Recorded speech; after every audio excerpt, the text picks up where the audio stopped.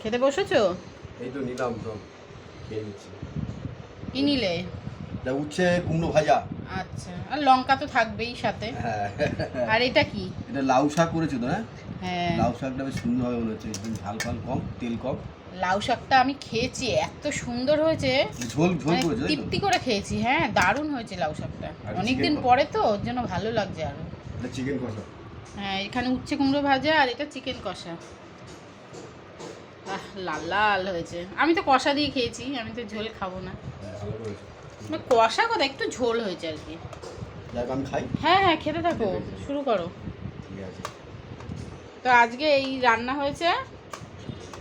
আজকে রান্না ভালো তো, মানে ঠিকঠাক তো? এই ঠিকঠাক, আবার কি হ্যাঁ। আমার ইচ্ছা আবার কত যে।